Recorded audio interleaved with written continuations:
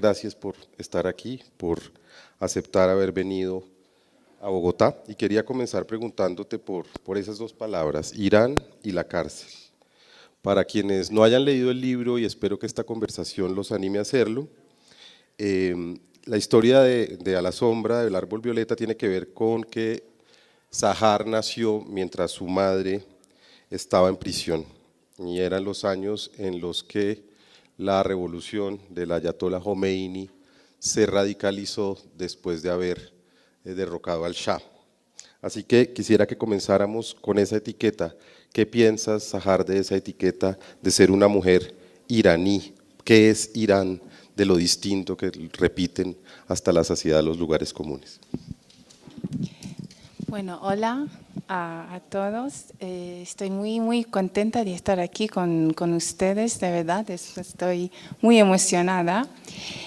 Y quería también agradecer a todos los organizadores porque han hecho de verdad un trabajo maravilloso. Pues la etiqueta, sí, es verdad que cuando uno piensa al Irán o cuando uno escucha la palabra Irán, ¿no? Tiene muchos lados, pero eso siempre para todas las cosas que no son muy conocidas, ¿no? Entonces, es también verdad que cada país tiene su imaginario diferente del Irán. Entonces es diferente cuando estás en Estados Unidos o cuando estás en Italia o cuando estás aquí. Irán significa muchísimas cosas, pero pienso que en estos últimos 30 años has tenido siempre una imagen negativa, bastante negativa. Entonces de los hombres barbudos, ¿no? Se dice barbudo, ¿no? O las mujeres que no sé, que están siempre en la casa. Entonces no se habla muchísimo, porque todo eso es muy fácil hablar de las cosas que se ven solamente la cara, ¿no? Las cosas más superficiales. Pero cada país, por supuesto, tiene un alma, tiene un espíritu. Y eso el media, digamos, occidental muchas veces no quiere de verdad mostrar este ánima por tal vez razones diferentes, razones políticas, razones geopolíticas, no sé, razones históricas. Pero lo que quería hacer yo era para hablar de los iraníes, del pueblo iraní. Creo que hay una parte del ánima iraní que no se habla mucho, que es el lado que yo conozco mejor que otro. Porque cuando se habla del Irán se habla de represión, de violencia, de la cárcel. Pero también habíamos tenido 30 años de represión en Irán, por lo menos, digamos, en la historia reciente. Pero hay también 30 años de resistencia. La gente de verdad, de todos lados, resistencia política, resistencia cultural, resistencia cotidiana, ha tratado de mantener vivo su identidad a pesar de todo. Y eso no se sabe mucho en el mundo. Y eso era para mí la cosa más importante para hablar del ánima resistente del Irán, y no mucho del ánima reprimido del Irán. Y la segunda palabra es la cárcel. La cárcel tiene, de todas maneras, un signo sobre ti muy importante. Me gustaría que hablaras de eso, de la palabra cárcel. La cárcel... Tenemos dos cárceles. Tenemos un cárcel que es una prisión. Sí, la prisión donde ponen la gente, pero también hay un cárcel más grande, cárcel que existe afuera de la cárcel. Entonces, cuando un país está viviendo bajo una dictadura, tenemos las dos. Entonces hay gente que va en la cárcel de verdad, en la cárcel real, como mis padres, como muchísimas activistas, no sé, estudiantes, la gente que ha luchado para los derechos civiles, para los derechos humanos, que van a la cárcel por su activismo. Pero eso no quiere decir que la gente que está afuera no está viviendo en una manera un otro tipo de cárcel, porque cuando hay dictadura tú no puedes decir eso, no puedes escribir eso, no puedes hacer un film, no puedes, no sé, hay muchísimas cosas que no puedes hacer. Entonces tú comienzas tal vez muchas veces de autocensurarte. Y eso tal vez es la cárcel más grande de todo, ¿no? Cuando el miedo entra dentro de tu cuerpo, tú comienzas de no hacer algunas cosas porque ya sabes que eso puede tener de peligro para ti. Entonces, tenemos que, para llegar a una democracia, tenemos que atravesar todas estas cárceles, romper todas estas cárceles para llegar a lo que llamamos la libertad. Antes de entrar a la novela, ¿dónde aprendiste también a hablar español? No hablo muy bien, no.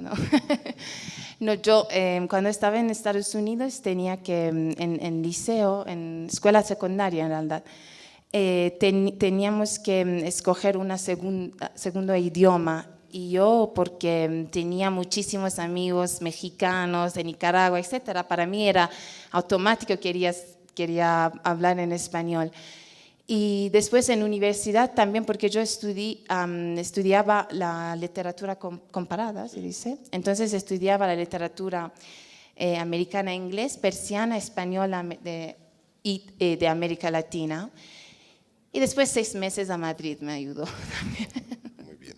La primera imagen de la novela de Sahar, no sé, para quienes lo hayan leído, a mí me parece una imagen muy poderosa y muy dolorosa. Hay una mujer encerrada en una furgoneta, custodiada por unas mujeres que está divagando por hospitales para dar a luz. Más allá de si esa circunstancia es completamente o no autobiográfica, me gustaría saber si esa imagen dio origen a la novela. Imagen de la... La imagen de tu madre o de la madre del personaje. En realidad, la novela no comenzó con esta imagen. Esta historia de nacimiento, aunque mucha gente piensa que tal vez debería ser la primera cosa que pensaba cuando escribí esta novela, no fue así. Todo comenzó en realidad con una pulsera de semillas de dátil que mi papá me había hecho cuando estaba en la cárcel. Y yo lo había visto ya muchas veces, pero para mí todas estas historias hacían una parte así íntima de mi existencia, que no pensaba que eran interesantes, pensaba que sí, era parte de nuestra vida, pero no sé, para ser escritora tienes que inventar cosas maravillosas, no hablar necesariamente de tu vida. Pero cuando yo vi esta pulsera, yo pregunté de mi padre, yo no sabía que me la había hecho, pero no sabía exactamente cuándo, por qué. Y él me lo contó, me ha dicho, sí, porque tú cuando naciste, yo te vi por algunos minutos en la cárcel, entonces yo pensé de hacerte algo para que te quedas con algo de mí. Y yo pensé, pero eso es interesante como historia. Entonces todo comenzó con eso y después pensé que tal vez también esta historia de nacimiento y hablé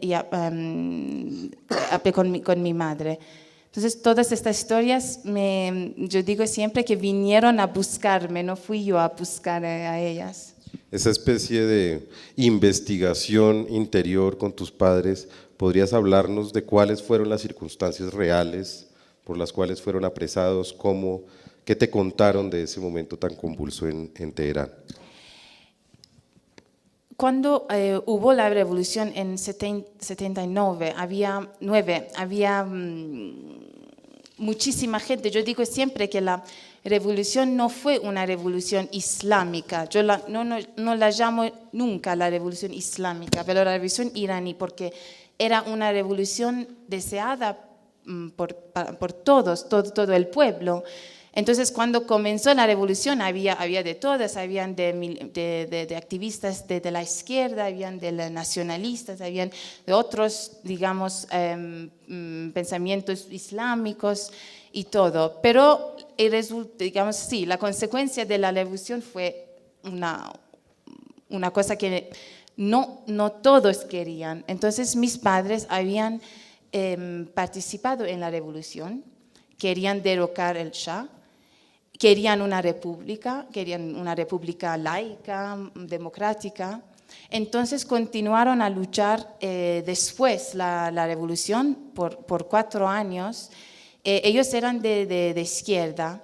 Y entonces en 83, cuando había también la guerra entre Irán e Irak, que duró 8 años casi, el régimen islámico, ahora régimen islámico, decidió de eliminar toda la oposición. Entonces arrestaron todos, de todos puntos de vista políticos posibles. Entonces mis padres, mis tíos, mi tía, casi toda la familia fue arrestada. Mi tía también, como mi madre, estaba embarazada. Pero afortunadamente mis padres fueron liberados antes 88, porque en el 88, que fue también el último año de la guerra, tal vez el régimen pensó que Khomeini y todos sus hombres pensaron que era un momento ideal, ¿no?, para liquidar todos. Entonces ejecutaron casi todos los prisioneros políticos que estaban todavía en la cárcel. La cifra es entre 4.000 a 12.000, pero no sabemos cuántos fueron asesinados porque estaban enterrados en las comunes, entonces todavía no sabemos. Y mi tío estaba todavía en la cárcel, entonces él también fue ejecutado. Y todo eso, digamos, me ha inspirado muchísimo, es la base de la novela. ¿Cuáles son tus recuerdos de esa infancia convulsa? Son 5 años en que estás en un lugar que me imagino que es el lugar de la novela, de alguna manera, pero es un lugar en donde tú solo estás oyendo historias de esos. La novela está habitada sobre todo por niños y hombres de edad o mujeres de edad, viejos, digamos. Los adultos están confinados a otro mundo. ¿Puedes hablarme de tus recuerdos? Sí. En realidad de recuerdos no tengo muchísimos. Yo escribo más de recuerdos de otros, no mucho de míos, porque era muy niña. Yo me acuerdo, por ejemplo, solamente del día de la liberación de mi padre, pero no estoy tampoco segura si es de verdad mi recuerdo o es una cosa que me han contado mis padres. Y prefiero hablar de recuerdos de otros, pero lo que es verdad es que cuando una tragedia pasa en un país digamos de esta magnitud, no son solamente las víctimas directas, ¿no?, que sufren, pero toda la familia, los padres, los hijos, los amigos. Entonces para mí era muy importante hablar de cómo la vida de los familiares también cambia, la vida de los padres, de los abuelos que tienen sus hijos en la cárcel. De repente tienen 3, porque éramos 3, yo, mi hermano y mi primo, también nacido en la cárcel. 3 nietos se dice, ¿no? Sí. Nietos, así de repente que tenían que criar, ¿no? Y todo eso es muy fascinante porque la vida es, cuando la historia entra en la vida personal de la gente, todas esas decisiones que la gente normal, porque esos son mis padres son completamente normales, mis abuelos eran personas normales, pero que tienen que tomar algunas decisiones en frente de esta historia tan grande, mucho más grande de ellos.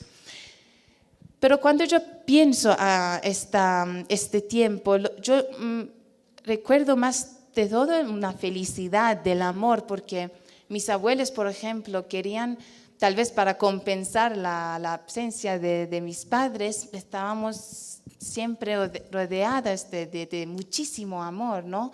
Tal vez demasiado amor, no sé. Y entonces para mí pensar este periodo, yo me acuerdo, sí, mis padres eran muy tristes, sobre todo cuando mi tío fue asesinado, pero también me acuerdo que había siempre esta sensación, estos intentos para seguir viviendo una vida normal, una vida feliz, una vida, no sé, llena de vacaciones, de cuando andábamos siempre a la montaña. Por eso Bogotá me acuerda muchísimo a Teherán, porque hay la misma, digamos, aunque Teherán está rodeada de las montañas. Entonces hay los dos lados. ¿Cuál fue la decisión para empezar a escribir, Sahar? ¿Qué te llevó a escribir? ¿Estudiaste letras? Evidentemente, imagino eres lectora desde niña, no lo sé, me lo contarás, pero ¿cómo ha sido, cómo fue tu proceso de ser lectora para convertirte y querer escribir esta historia? Yo quería siempre ser escritora, pero en realidad comencé con la poesía. Para los iraníes, no sé, se conocen algunos iraníes, es muy importante, hace parte de nuestra identidad. Tenemos todos atravesar un periodo de poesía.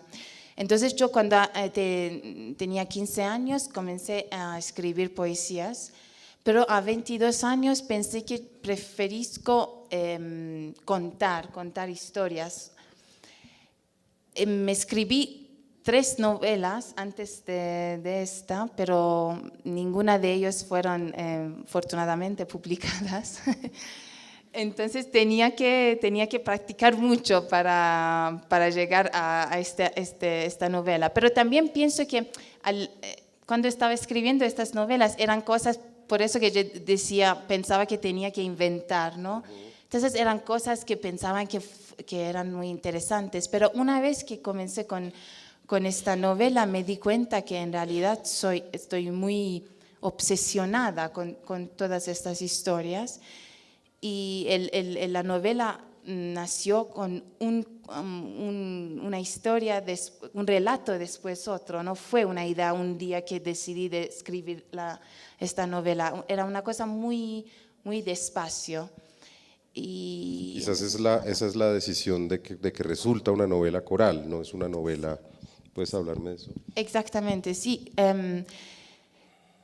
Porque por primero no quería, porque estas historias eran historias familiares, historias íntimas, pero no quería que el libro sea una cosa como demasiado personal, que es importante porque pasó a nosotros. Eso no me interesaba mucho. Lo que me interesaba era lo que estaba pasando en el país, porque todo el país estaba sufriendo por este nacimiento de una nueva dictadura. Entonces, para mí era el periodo que era importante, y era más de todo importante también dar nombres a todos estos jóvenes que fueron asesinados, que tampoco tuvieron unos funerales, no tuvieron nada, tampoco un entierro.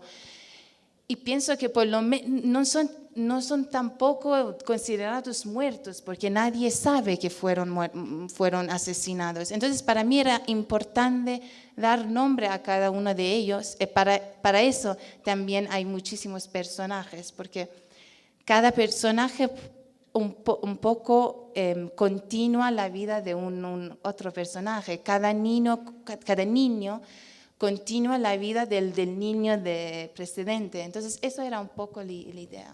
¿Cuáles fueron las circunstancias de tu ida de Irán? Porque estos 3 personajes, evidentemente, eso no es la novela, pero lo que uno siente y lo que está, digamos, ya vamos a hablar de el momento posterior, que es 2008, y un momento que incluyes, digamos, que cierra la novela.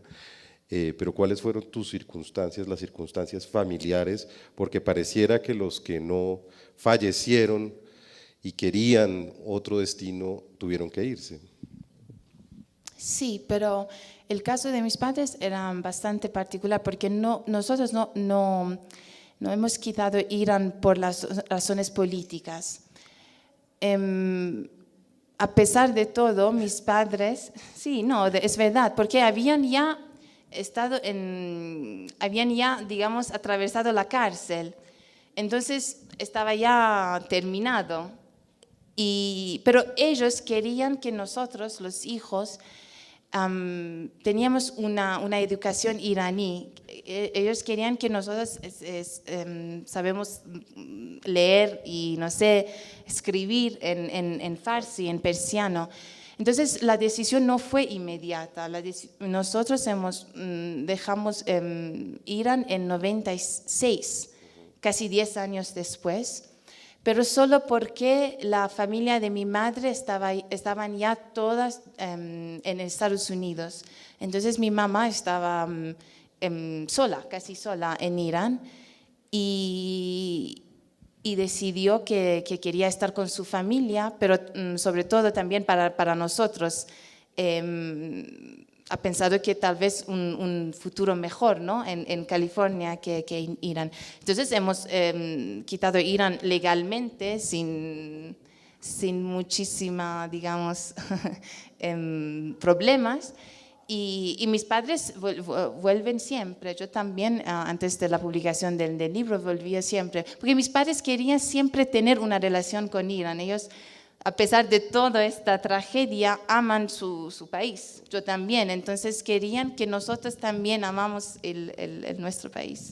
¿Cuál es la lengua de tu escritura? ¿Tú en qué escribes realmente? En farsi, inglés. en inglés. En inglés. ¿Y ese alejamiento qué quiere decir para ti? Digamos, porque si durante 12 años te educaste en farsi, digamos, es tu lengua, es tu patria.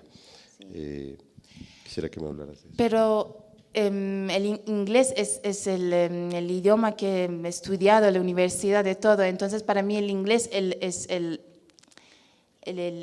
idioma que me siento más cómoda para escribir. Entonces, no fue una decisión, era una cosa automática cuando comencé a escribir.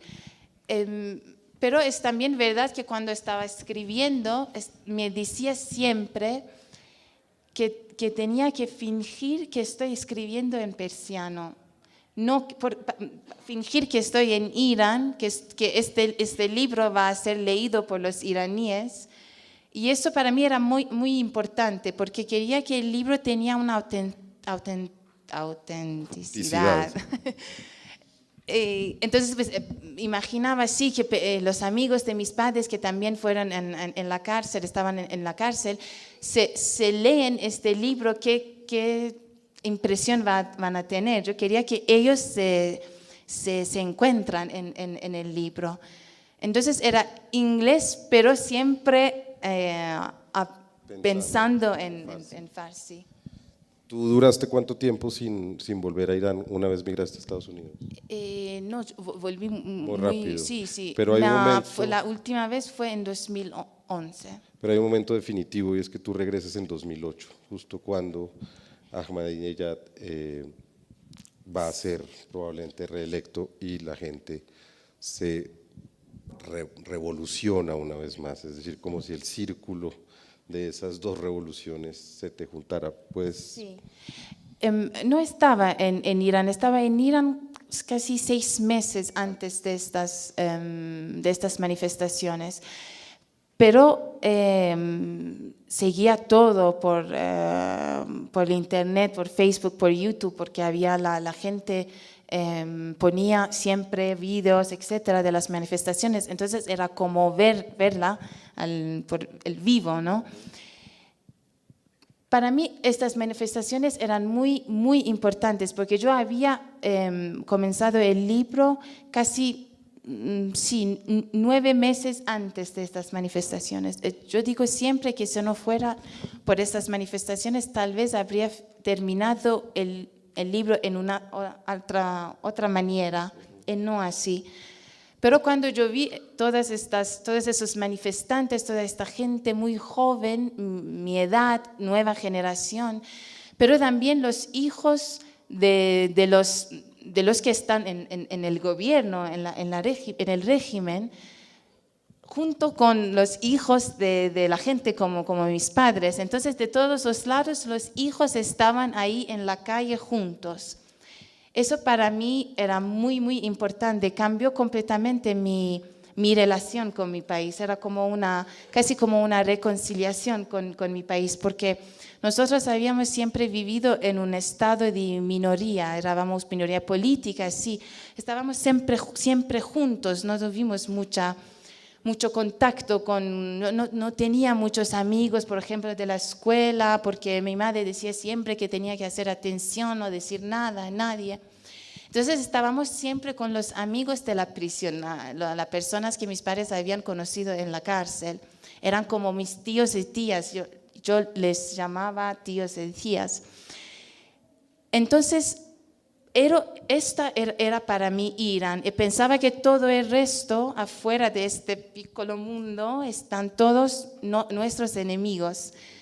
Pero en 2009, cuando vi toda esta gente que estaba arriesgando la vida para un Irán mejor, un Irán más abierto, más democrático, eso fue de verdad para mí un punto histórico. Yo pienso que Irán cambió después, porque ahora nosotros somos conscientes de otros, de unos de los otros.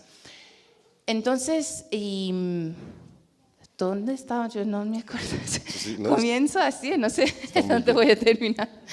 Pero sí, es verdad. Entonces, nada, para mí era muy importante porque eso era como después de 2009, era un nuevo Irán que era nacido.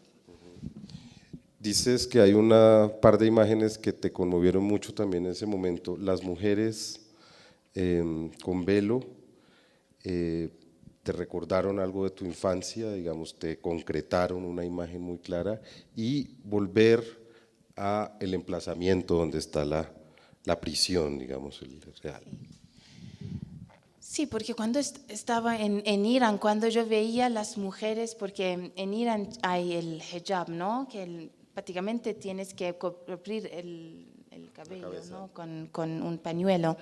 Pero hay también mujeres muy religiosas que tienen un chador, que es una cosa muy larga y negra, pero no esconden la cara, solamente para cubrirse el cuerpo. Pero para mí, ellas, cada vez que yo veía una mujer así, me pensaba que ya me van a llevar a la cárcel. Eso para mí era automático. No era verdad, pero era una imagen, porque eran ellas que habían personas como ellas que hacían parte de las guardianes revolucionarios, porque no fueron solamente los hombres, quien eran también en las cárceles, que habían arrestado mi madre, etc. Pero en 2009 eso cambió también. Tú veías por la calle estas mujeres y pensabas que ahora habían también los manifestantes jóvenes. Pensabas que ahora las mujeres van a decir, pero ¿qué están haciendo? Tienen que ser encarceladas, meriten, no sé, todo. Pero estas mujeres muchas veces estaban defendiendo los manifestantes contra la policía. Que hay muchísimas fotos de videos de estas mujeres que vienen y golpean la policía para liberar estos chicos que habían apresado. Entonces, como esta imagen también cambió. Y la otra imagen es tu visita más adulta al lugar, a la cárcel, ¿no?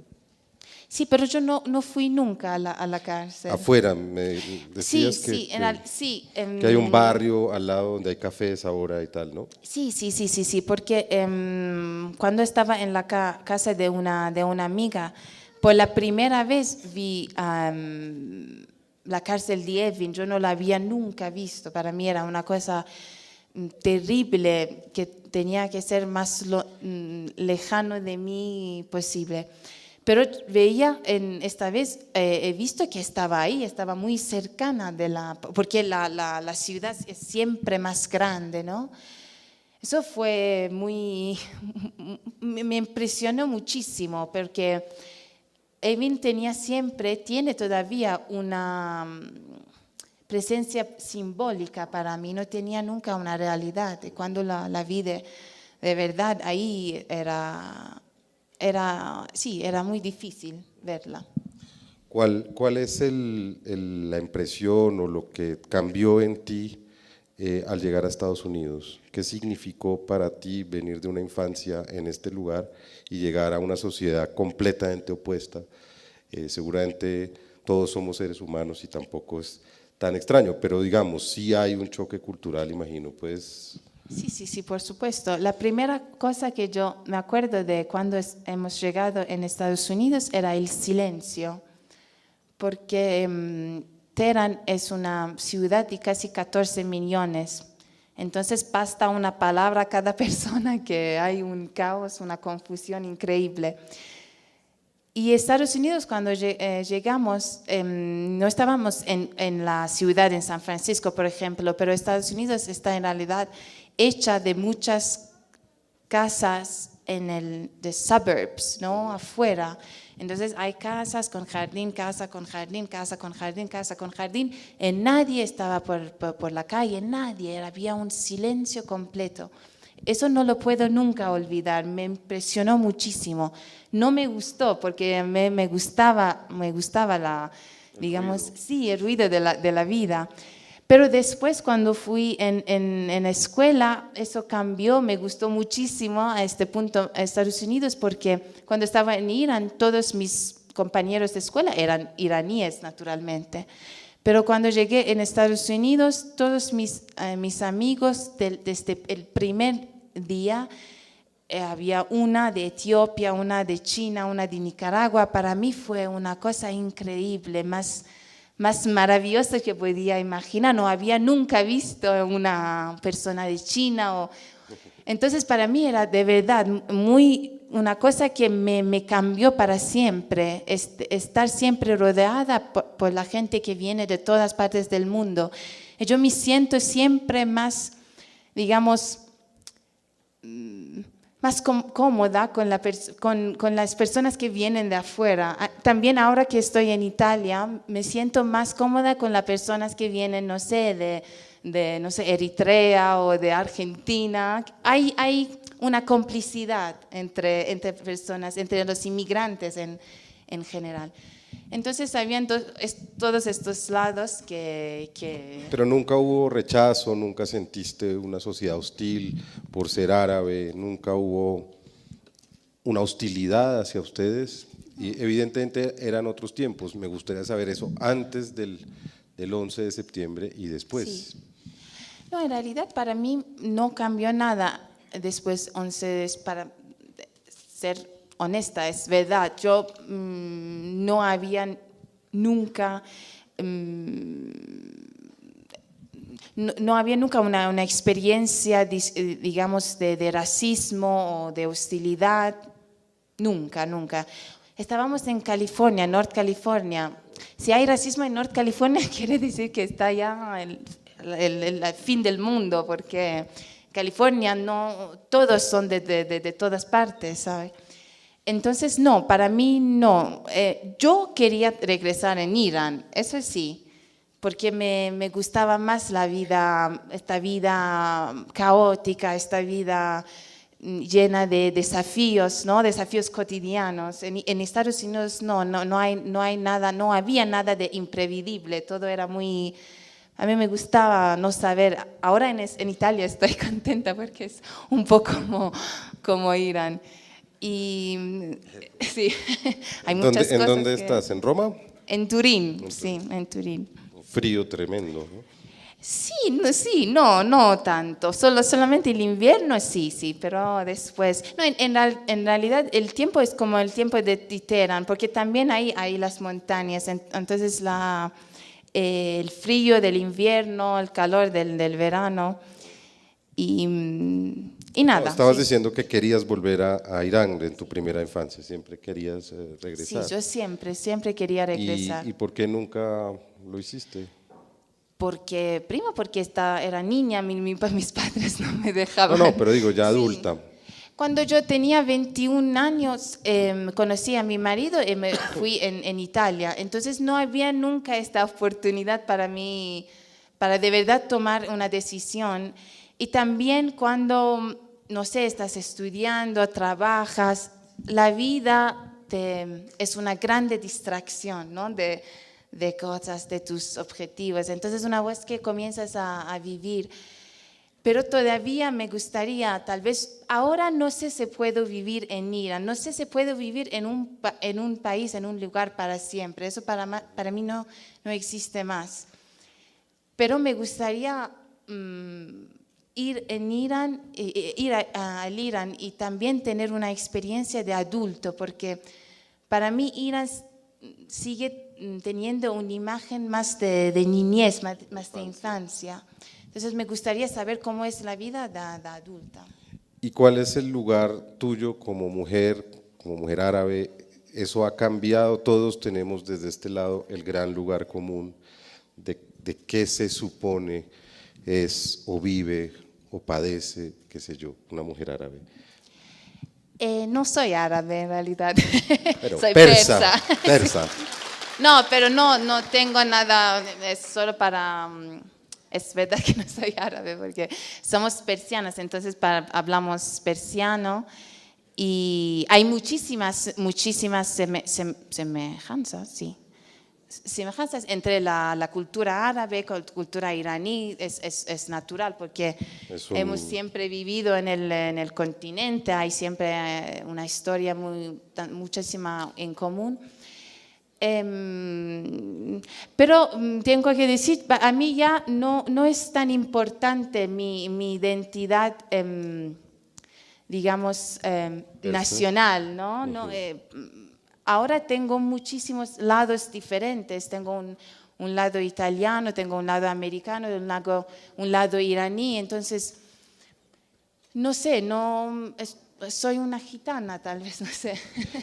¿Y por qué decidiste entrar al mundo de los libros? ¿Tu infancia estuvo habitada por los libros? Tus padres pues eran hombres de izquierda y obviamente imagino que eran lectores, pero ¿por qué decidiste entrar a hacer literatura? Sí, libros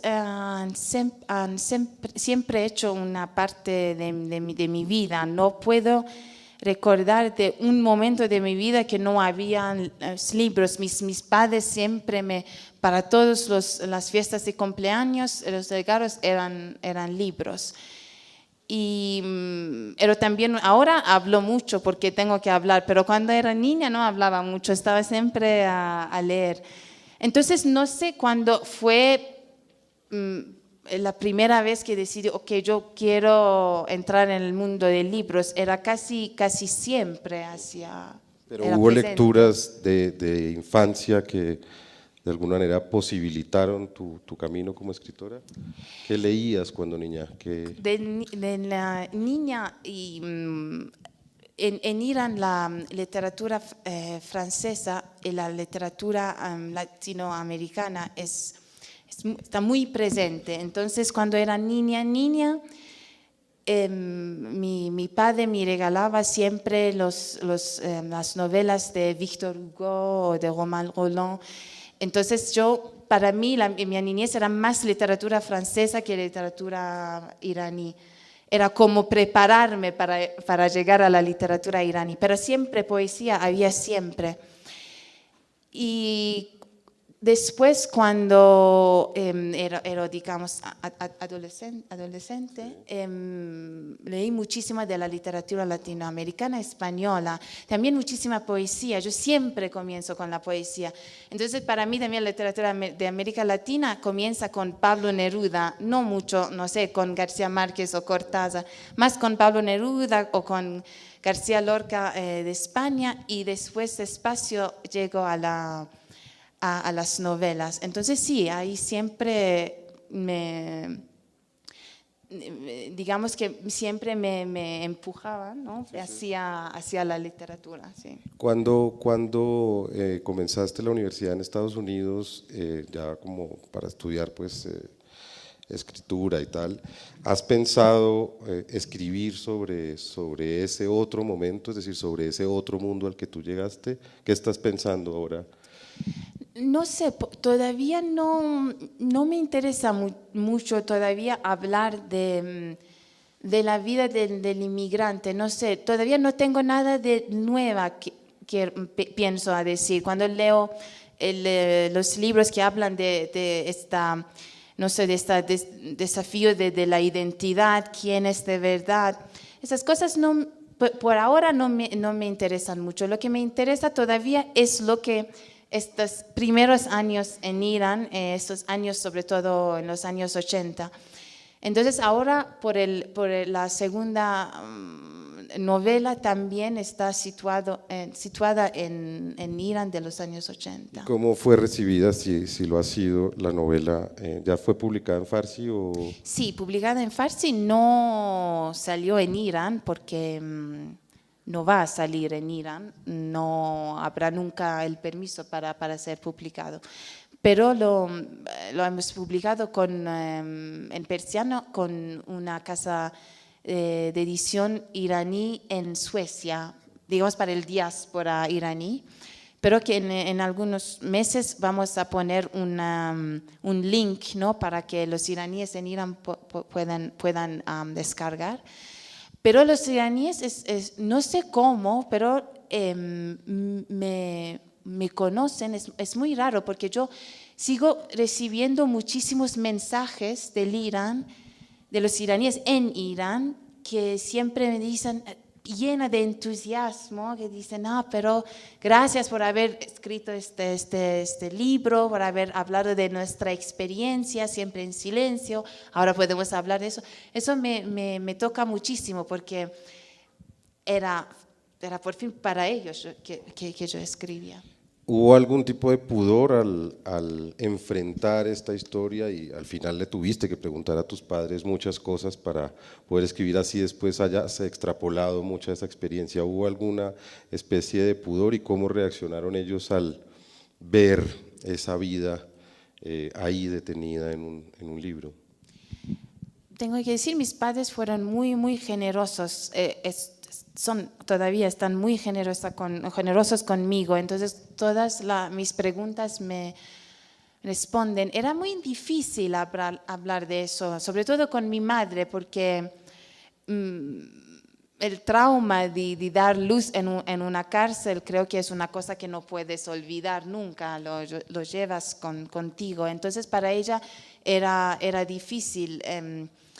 Después muchísimos intentos, finalmente me ha contado. Y yo todavía, eso donde hay el pudor, porque yo todavía no sé si me ha dicho todo, pero yo creo que ella también tiene derecho a sus secretos. Yo le preguntaba de contarme lo que quería. Yo necesitaba los detalles, ¿no? Cómo era vestida, cómo la llevaron al hospital, no sé, todas estas cosas. Y por ejemplo, yo no sabía, ella nunca me había contado que ella estaba interrogada mientras tenía dolores de reparto. Eso yo no lo sabía. Entonces todavía no sé cuáles son las cosas que no me ha contado, pero creo que también que ella también tiene sus secretos. Hay una comprensión entre ¿Y tus nosotros. primos, tu familia extensa, los que vivieron contigo ese momento que dijeron de la novela? No, todos son muy, digamos, están muy contentos, han leído el libro, le ha gustado muchísimo. Yo tenía miedo, no solo de mis familiares, pero también de estos amigos, porque, por ejemplo, yo no perdí mi padre, ¿no? Pero habían también niños que habían perdido su padre. Yo hablaba de estos niños, tenía miedo que ahora vienen a decirme, pero tú qué sabes de eso. Pero no fue así, ellos eran todos muy, muy amables conmigo, que han dicho que han encontrado muchísima verdad en el libro. Eso para mí era el gran éxito, fue eso. Voy a terminar con el tema que nos propusieron para esta conversación, que es algo así como la paz o no sé qué, y es, después de todo ese dolor, finalmente en tu libro lo que resulta es que la vida es tosuda, la vida es capaz de sobreponerse una y otra vez, pero yo no sé si lo has pensado o lo has imaginado, y es cómo hace una sociedad para perdonar, para hacer algo distinto con ese dolor, más aún en el contexto en que estamos viviendo en Colombia? Me gustaría que hablaras de lo que tú ves en Irán.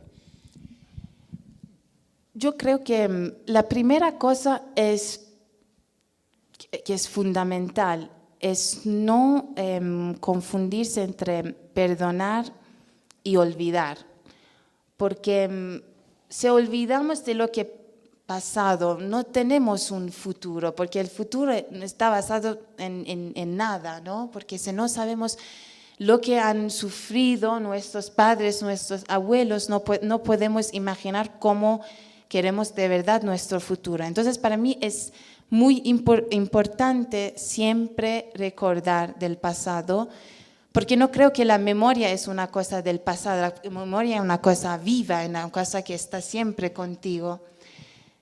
Pero también perdonar no puede ser sin justicia. Por ejemplo, en Irán… gracias.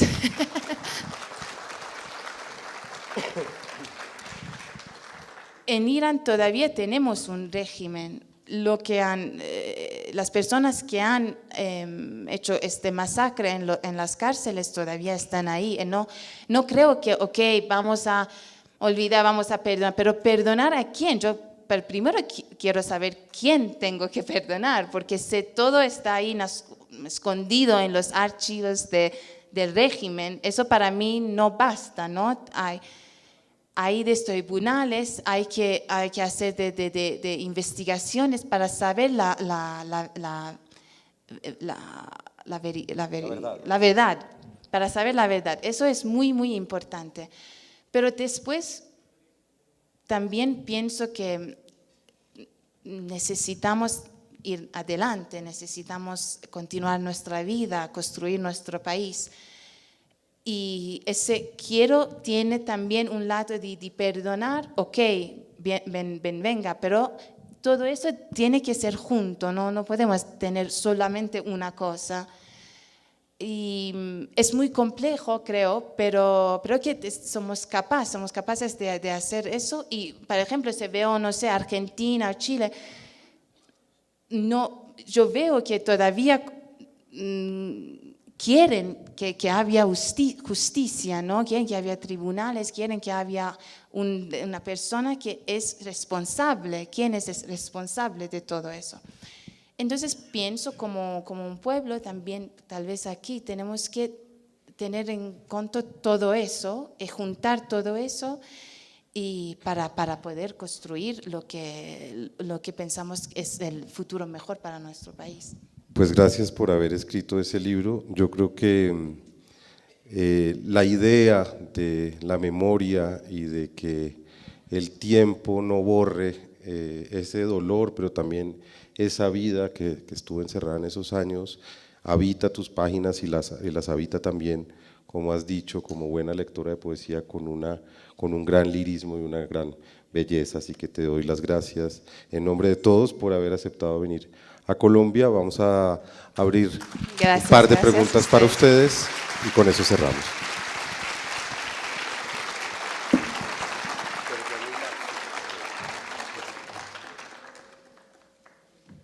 ¿Alguna pregunta? Acá. No sé si alguien nos puede…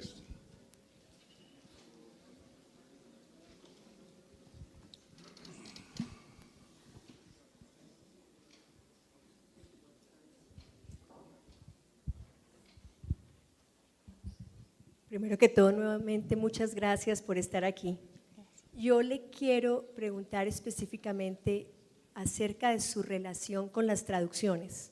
Usted, como buena persa, tiene un oído privilegiado para las lenguas. Hemos visto todos con asombro su castellano.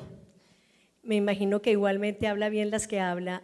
¿Ustedes tienen esa facilidad para ir más allá de la lengua? Yo creo que por su amor por la poesía y por crecer entre poesía.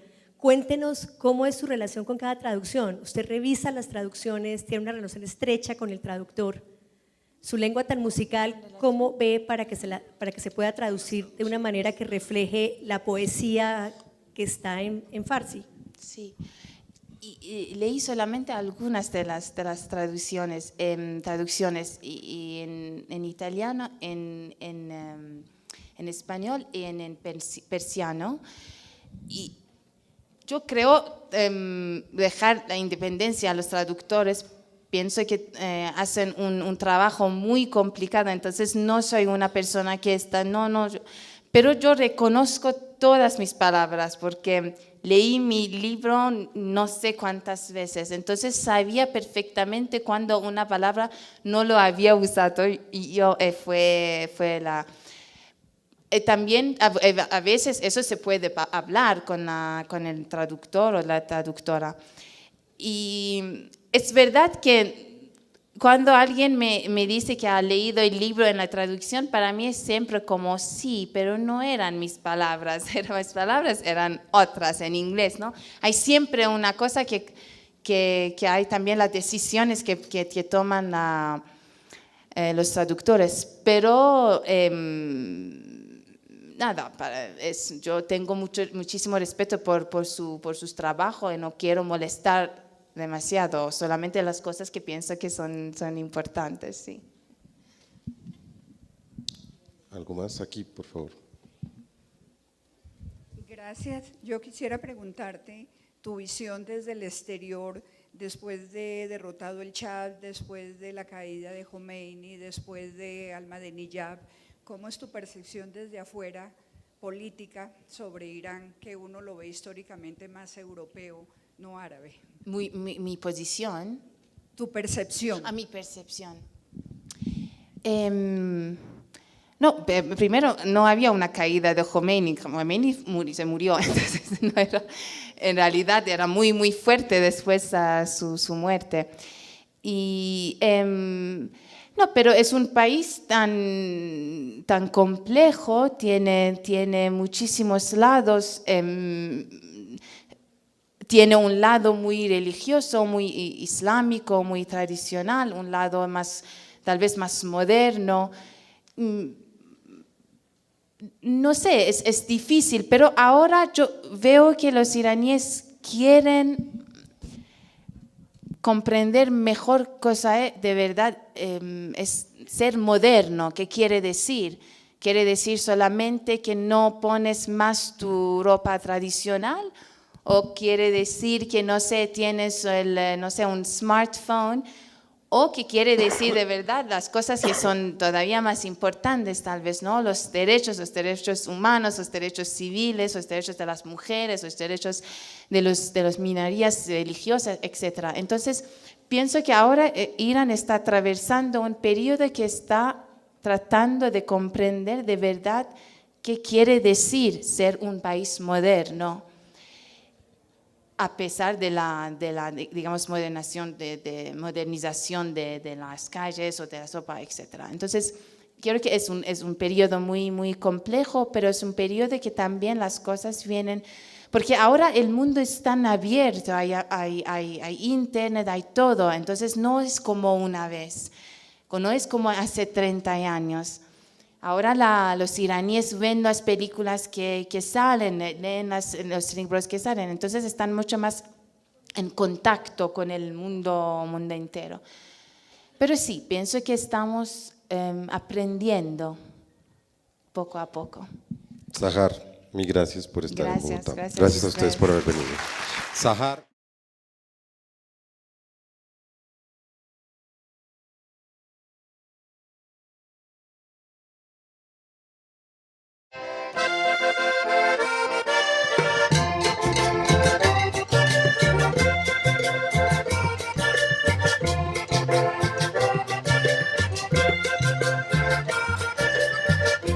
Así que gracias por estar aquí, por aceptar haber venido a Bogotá. Y quería comenzar preguntándote por esas dos palabras, Irán y la cárcel.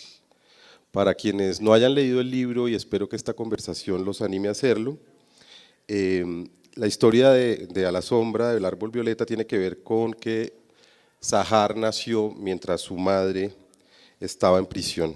Y eran los años en los que la revolución del Ayatollah Khomeini se radicalizó después de haber derrocado al Shah.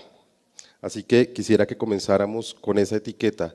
¿Qué piensas, Sahar, de esa etiqueta de ser una mujer iraní?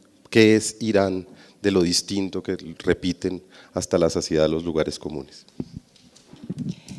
Bueno, hola a todos. Estoy muy contenta de estar aquí con ustedes, de verdad. Estoy muy emocionada.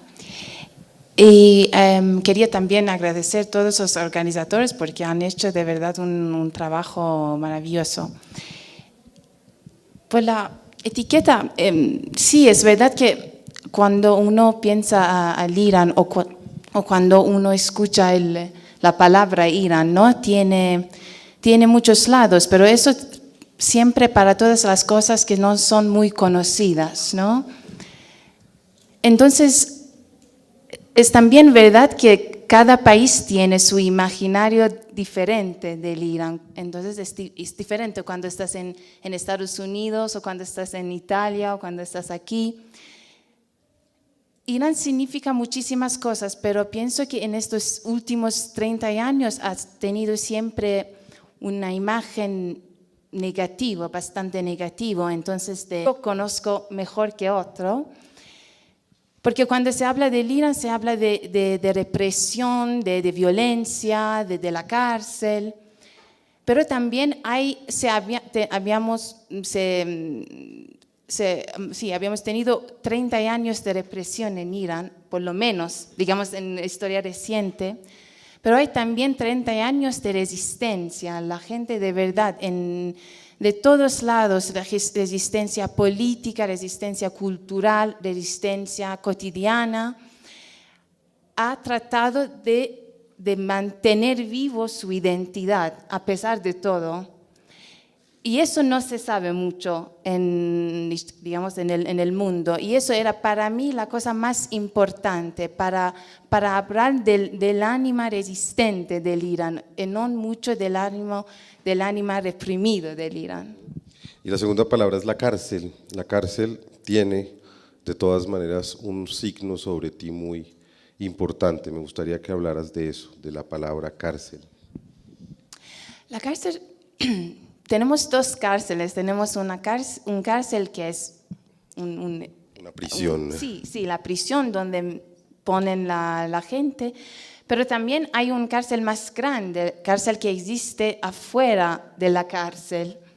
Entonces, cuando un país está viviendo bajo una dictadura, tenemos las dos. Entonces, hay gente que va en la cárcel de verdad, en la cárcel real, como mis padres, como muchísimas activistas, no sé, estudiantes, la gente que ha luchado para los derechos civiles, para los derechos humanos, que van a la cárcel por su activismo. Pero eso no quiere decir que la gente que está afuera no está viviendo en una manera, un otro tipo de cárcel. Porque cuando hay dictadura tú no puedes decir eso, ¿no? De los hombres barbudos, ¿no? Se dice barbudo, ¿no? O las mujeres que no sé, que están siempre en la casa. Entonces no se habla muchísimo, porque todo eso es muy fácil hablar de las cosas que se ven solamente la cara, ¿no? Las cosas más superficiales. Pero cada país, por supuesto, tiene un alma, tiene un espíritu. Y eso el media, digamos, occidental muchas veces no quiere de verdad mostrar este ánima. Por tal vez razones diferentes, razones políticas, razones geopolíticas, no sé, razones históricas. Pero lo que quería hacer yo era, para hablar de los iraníes, del pueblo iraní, creo que hay una parte del ánima iraní que no se habla mucho, que es el lado que yo